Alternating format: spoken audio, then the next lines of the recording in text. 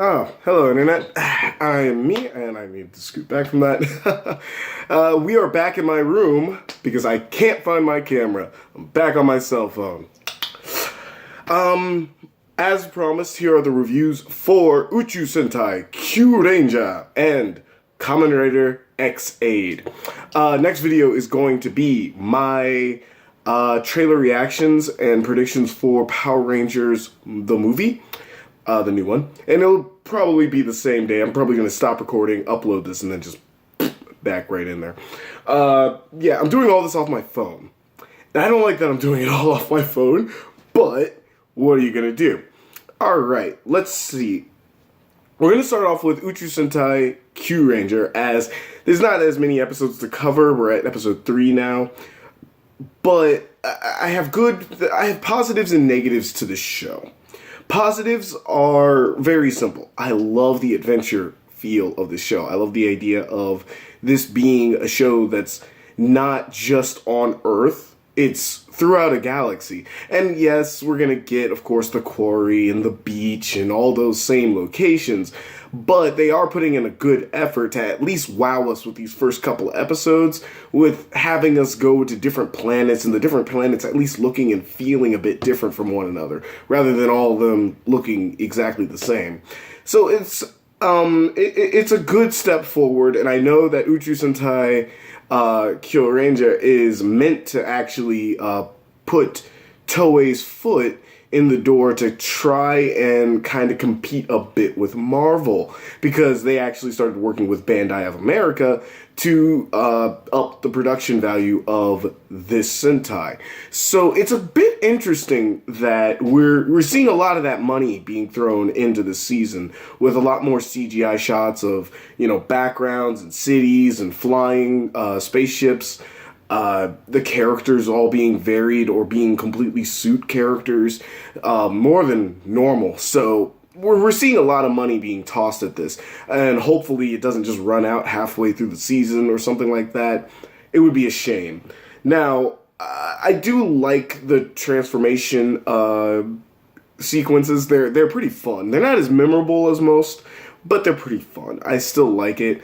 I still like the cube globe idea, even though I'll get to some stuff later on, especially with my criticisms of the show.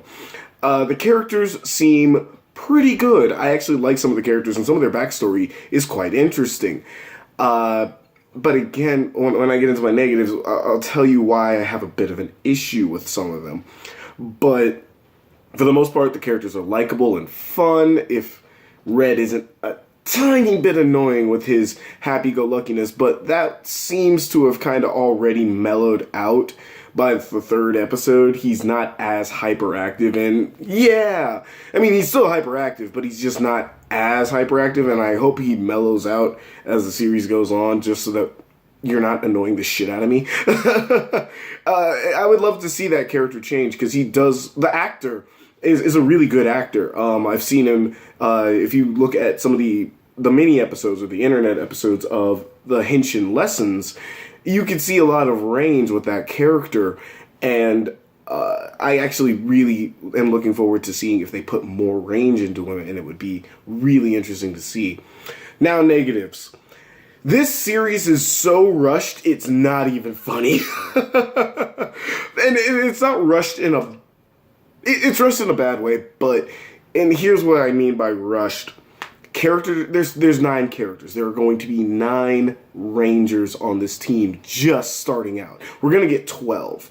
We're going to get 12 of these bastards.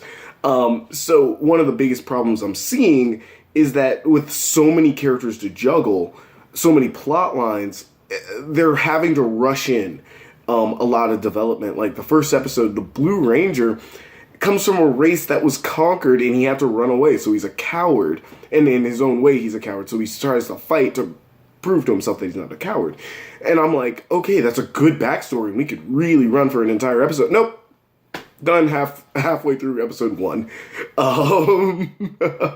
Simply because it's like, yeah, look, we gotta introduce like 3 more characters before the end of like the first 5 episodes. We gotta go.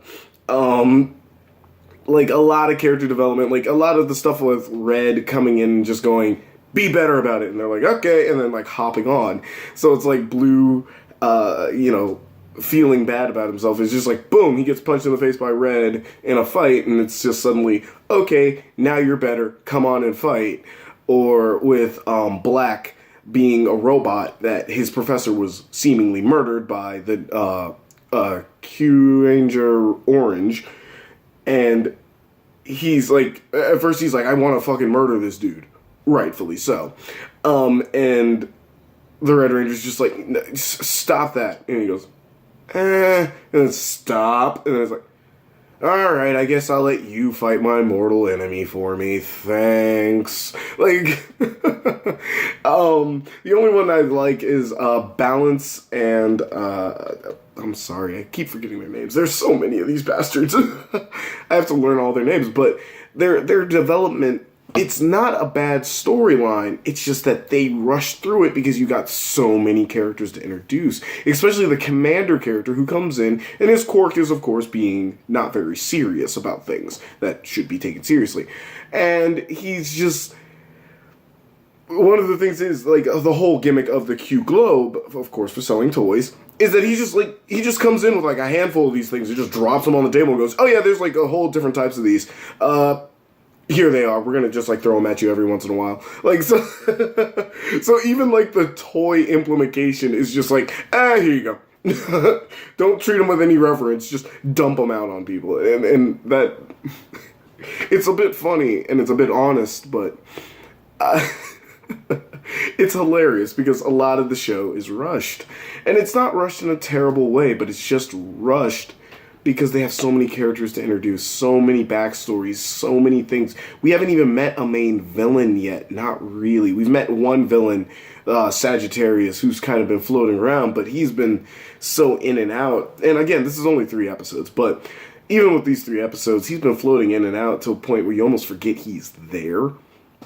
So, with more episodes coming on down the line, I'm hoping that a lot of the characters, we get to slow down, a bit, and have fleshed out these characters. I don't know how long this season's gonna run, but if it's anything like a Zyuranger, where we get up to 40, 50 episodes, yeah, I could see us actually fleshing out each character, and we might see a season without filler, or filler but good character development episodes. And I hope so, because Yellow's getting the shaft. He's just the chef. Out of everybody, he's just the chef. That's all he does. That's all his characteristic is. Everybody else is kind of interesting, like a robot bull who's a wrestler and wants revenge for his professor's death. That's fucking cool. The luckiest guy in the universe being our leader and having to actually work on actually having a plan rather than just relying on dumb luck.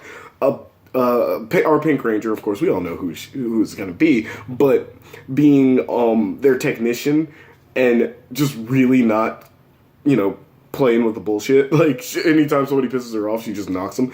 Or the Green Ranger, who's just, she is the audience of, like, outside of Power Rangers and Super Sentai fans who just make fun of some of the illogical shit that happens and just, like, straight blatantly to Rangers' faces just all the time. She's just quick wit.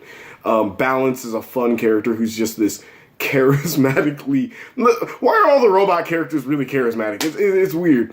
And of course his partner, who's an emotionless alien character, because his race got rid of emotion and he's trying to figure out how emotions work, which is cool. Again, it's a subversion of thing, emotionless robot has to learn from humans how to feel. And it's like, no. This time it's like an humanoid alien who doesn't know how to feel. It's like a Vulcan and a Super Sentai robot. That's really what it is. And again, like, all these characters, and of course Blue being, like, a wildfire who had to leave a battle. That, again, all this stuff is really interesting and really cool.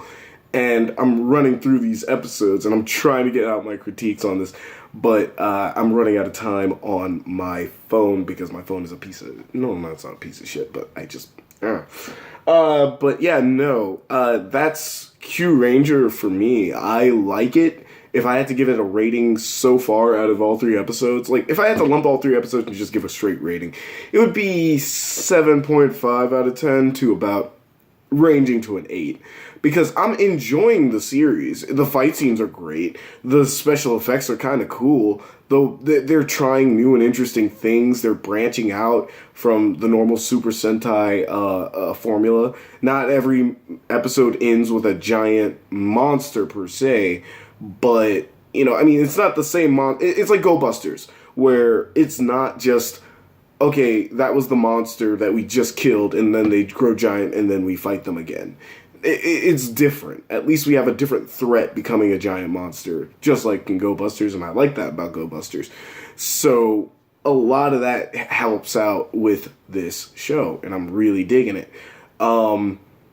There's again, it's not without its flaws, and again, I hope they iron out these flaws because these characters could be interesting. They bounce off of each other pretty well, and the suits just look good. So I just really I want this to keep going, and I want this to be a great Super Sentai. So I'll talk to you guys next time with Kamen Rider X Aid.